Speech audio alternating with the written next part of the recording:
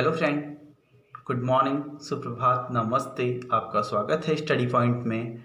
और आज हम पढ़ेंगे दंड प्रक्रिया संहिता का अध्याय 9, जिसकी धारा 125 से 128 तक की धाराएं भरण पोषण के संबंध में प्रावधान करती हैं। भरण पोषण के अंदर हमारा क्या क्या आता है, पहले हम ये जानते हैं। हमारे खर्चे, भोजन, वस्त्र, आवास, चिकित्सा के खर्चे, पढ़ाई के खर्चे, तो ये सब हमारा भरण पोषण के अंदर आता है। धारा 125 से लेके 128 तक का प्रावधान किए गए हैं भरण पोषण के बारे में। जो ये धाराएं हैं दंड प्रक्रिया संहिता के अंतर्गत हैं, लेकिन इन्हें कभी भी दंडिक श्रेणी में नहीं माना जाता है, क्योंकि इनका आशय कभी भी दंड देना नहीं रहा है। इनका आशय ये है कि किसी व्यक्ति को उसके पारिवारिक कर्तव्य का बोध कराया जाए, उसकी जिम्मेदारियों का बोध कराया जाए, क्योंकि भरण पोषण करना एक केवल जिम्मेदारी नहीं है, बल्कि एक सामाजिक दायित्व भी है कि कोई व्यक्ति अपने आश्रितों का, जो उसके साथ जुड़े हैं, उनका भरण पोषण करे। अब हम आते हैं धारा 125 में। धारा 125 कहती है पत्नी, बच्चे मतलब संतान और माता पिता का भरण पोषण। ठीक है, सबसे पहले हम एक केस ले लेते हैं। केस है आपका बादशाह बनाम उर्मिला बादशाह गोट से 2013, जिसमें उच्चतम न्यायालय के द्वारा कहा गया कि धारा 125 की व्याख्या इस प्रकार की जानी चाहिए कि समाज के ऐसे व्यक्ति जो कि कोई पत्नी है, बच्चे हैं या असहाय माँ बाप हैं, उन्हें सामाजिक न्याय मिल सके और अन्याय का उन्हें शिकार ना होना पड़े। अब आते हैं धारा 125 में। धारा 125 के अंतर्गत कहा गया है कि कोई पर्याप्त साधनों वाला व्यक्ति, इसमें व्यक्ति शब्द प्रयोग किया गया है। व्यक्ति शब्द का मतलब कोई आदमी, कोई औरत, कोई भी हो सकता है। ठीक है, जनरली मानसिकता यह है कि भरण पोषण पति ही देगा, लेकिन ऐसा कुछ नहीं है। जो समर्थ है वो भरण पोषण देगा। धारा के अंतर्गत कहा गया है पर्याप्त साधनों वाला कोई व्यक्ति अपनी पत्नी का, अपनी संतान का और अपने माता पिता का भरण पोषण करने के लिए बाध्य है। ऐसी पत्नी जो अपना भरण पोषण करने में असमर्थ है, उसकी धर्मज तथा अधर्मज अवयस्क संतान, उसकी कोई वयस्क संतान जो कि शारीरिक व मानसिक रूप से असमर्थ है कि वह अपना भरण पोषण नहीं कर पाती है, ऐसे माता पिता जो कि अपना भरण पोषण करने में असमर्थ हैं। अगर कोई अविवाहित पुत्री है और वो अपना भरण पोषण नहीं कर पा रही है, चाहे वह वयस्क ही क्यों ना हो, तो उसका भरण पोषण करने के लिए भी पिता बाध्य होगा। वह उसका भरण पोषण करेगा, मतलब उसे मेंटेनेंस देगा अगर वो असमर्थ है अपना भरण पोषण करने में। अब पत्नी का भरण पोषण हम लेते हैं। ठीक है, पत्नी शब्द से हमारा मतलब है कि ऐसी स्त्री जिससे किसी पुरुष का विधिमान्य विवाह हुआ है और विवाह विच्छेद के द्वारा उनका संबंध अभी समाप्त नहीं हुआ है, लेकिन पत्नी के अंतर्गत तलाकशुदा स्त्री भी आती है जब तक उसने दूसरा विवाह नहीं किया है। एक केस है खेमचंद ओम प्रकाश शर्मा बनाम गुजरात राज्य। मामले में कहा गया कि पत्नी शब्द के अंतर्गत ऐसी स्त्री आती है जिसका किसी पुरुष के साथ विधिमान्य विवाह हुआ है और उनका संबंध विवाह विच्छेद के द्वारा अभी टूटा नहीं है। तो ऐसा होते हुए अगर कोई व्यक्ति दूसरी शादी कर लेता है तो दूसरी पत्नी भरण पोषण का दावा नहीं कर सकती। भरण पोषण की अधिकारी पहली पत्नी ही होगी। ठीक है, और इस पर एक केस है सविताबेन सोमाबाई भाटिया बनाम गुजरात राज्य। इस मामले में भी यही कहा गया था कि मतलब जो स्त्री है वो, मतलब जो विवाहित स्त्री है, लीगल मैरिज है, तो वही पत्नी मानी जाएगी और दूसरी स्त्री भरण पोषण का दावा नहीं कर सकती, और कोई जो व्यक्ति है अपनी पत्नी और संतानों के भरण पोषण के लिए बाध्य है। अब तलाकशुदा स्त्री के बारे में आते हैं।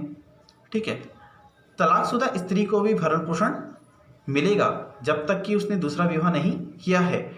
Daniel Latifi versus Union of India के मामले में कहा गया कि जब तक स्त्री ने दूसरा विवाह नहीं किया है तब तक पति उसे भरण पोषण देगा। चाहे मुस्लिम लॉ में कुछ भी कहा है, लेकिन पत्नी का यह अधिकार है कि तलाक के बाद वह मेहर की अधिकारिणी है और भरण पोषण की अधिकारिणी है। पति बच्चों का और महिला का भरण पोषण करने के लिए बाध्य है। अब क्वेश्चन ये उठता है कि क्या सीआरपीसी की धारा 125 मुस्लिम महिलाओं पर भी लागू है? तो ये उन पर भी लागू होती है। शाहबानो बेगम का केस बहुत फेमस केस है, आप सभी को पता होगा। मोहम्मद अहमद खां बनाम शाहबानो बेगम मामले में कहा गया कि धारा 125 की प्रकृति धर्मनिरपेक्षता के सिद्धांत पर आधारित है और यह सभी धर्मों पर समान रूप से लागू होती है, चाहे कोई भी धर्म हो। तो एक मुस्लिम स्त्री भी धारा 125 के अंतर्गत भरण पोषण का दावा कर सकती है। ठीक है, इतना समझ में आ गया होगा। जब कोई व्यक्ति अपनी पत्नी, संतान, माता पिता का भरण पोषण में उपेक्षा करता है तो ऐसे में कोई प्रथम वर्ग मजिस्ट्रेट आदेश दे सकता है कि वह मासिक दर पर भत्ते के रूप में अपना जो उसके डिपेंडेंट हैं, जो उस पर उसके आश्रित हैं, उनका भरण पोषण करे, पत्नी, संतान तथा माता पिता का। जैसा जिसके बारे में भी आदेश दिया जाएगा, जरूरी नहीं है कि सबके बारे में दिया जाए। ठीक है, पत्नी के बारे में, बच्चों के बारे में, माता पिता के बारे में, किसी के बारे में भी दिया जा सकता है ऐसा आदेश। ठीक है, अगर जहाँ पर एक से अधिक पुत्र हैं तो माता पिता किसी से भी भरण पोषण मांग सकते हैं। ठीक है, और जहाँ पर पुत्र नहीं है, पुत्री है और वो संपन्न है, तो पुत्री भी माता पिता का भरण पोषण करने के लिए बाध्य होगी।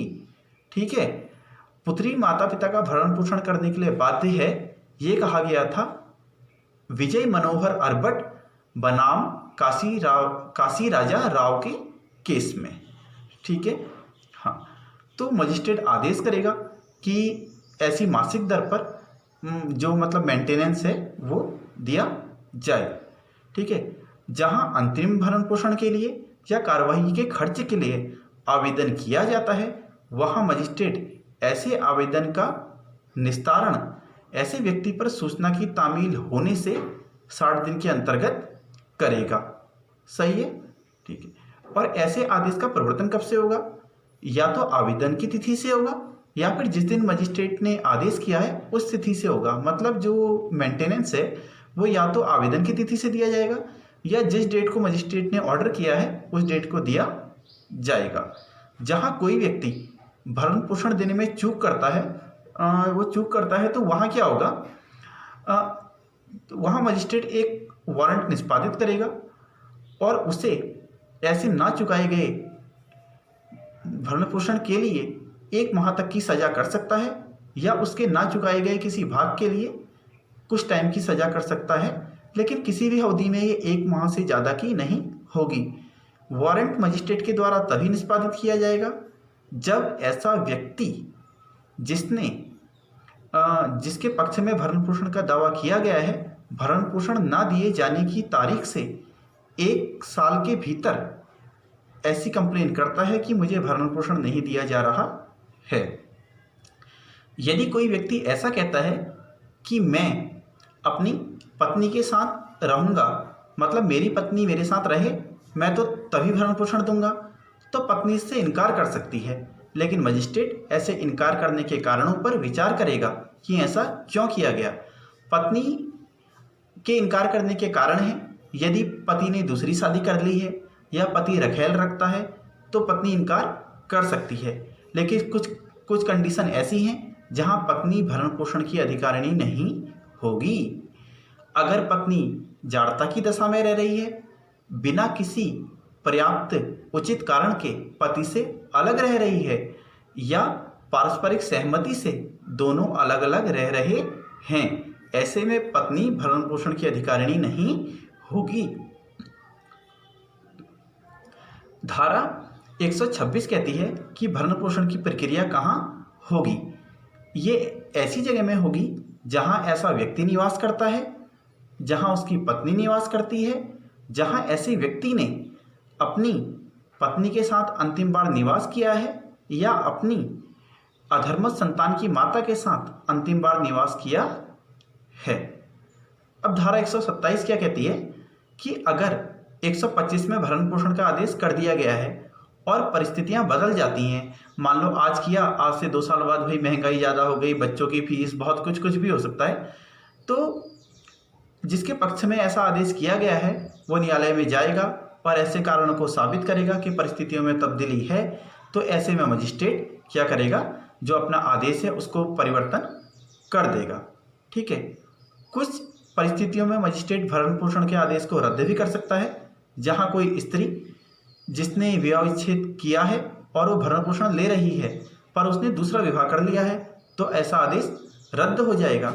जहाँ किसी स्त्री ने अपने पति से एक मुश्त राशि प्राप्त कर ली है जो उसकी रूढ़ि और प्रथा के अनुसार थी कि विवाह विच्छेद पर वह देय होगी, तो वहाँ भी ऐसा आदेश रद्द हो जाएगा। और जहाँ पत्नी ने अपने विवाह विच्छेद के पश्चात के अधिकारों का त्याग कर दिया है, तो ऐसे में भी क्या होगा, ऐसा आदेश रद्द कर दिया जाएगा। धारा 128 कहती है भरण पोषण, अंतरिम भरण पोषण या कार्यवाही के खर्चों के लिए किए गए आदेश का परिवर्तन। ठीक है, जहाँ ऐसा आदेश किया जाता है और जिस व्यक्ति के पक्ष में आदेश किया जाता है, मजिस्ट्रेट उस व्यक्ति को ऐसे आदेश की एक प्रति निःशुल्क देगा और जिस व्यक्ति के विरुद्ध आदेश किया जाता है अपने द्वारा दिए गए आदेश का परिवर्तन उस स्थान में करेगा जहां ऐसा व्यक्ति रहता है जिसके विरुद्ध आदेश किया गया है। तो जहां कोई पुत्री है, मतलब किसी की पुत्री है और उसकी शादी हो चुकी है, तो उसकी जो भरण पोषण की जिम्मेदारी है वो बनती है उसके पति की। ठीक है, और जो पुत्री है उसने अभी मेजॉरिटी की आयु जो है क्रॉस नहीं की है, मतलब वो अभी अवयस्क है, माइनर है। तो ऐसे में यदि उसका पति पर्याप्त साधनों वाला है, उसका भरण पोषण करने में समर्थ है, तो भरण पोषण पति के द्वारा ही किया जाएगा। यदि पुत्री विवाहित है और वो माइनर है और पति भी उसको मेंटेनेंस करने में, मतलब उसका भरण पोषण करने में असमर्थ है, तो ऐसे में भरण पोषण का आदेश उसके पिता को दिया जाएगा। मतलब ऐसी स्थिति में जो पिता है वही पुत्री का जो है भरण पोषण करेगा। लेकिन जैसे ही पुत्री 18 साल की उम्र को प्राप्त कर लेती है, पिता फिर भरण पोषण नहीं करेगा, केवल उसकी माइनॉरिटी की एज तक ही पिता भरण पोषण के लिए बाध्य है। इसमें इतना ही था, आपको मेंटेनेंस समझ में आ गया होगा। 125 से 128 पत्नी, बच्चों और माता पिता का जो भरण पोषण था आपने सही से समझ लिया होगा। उम्मीद है मिलते हैं नेक्स्ट वीडियो में। बाय।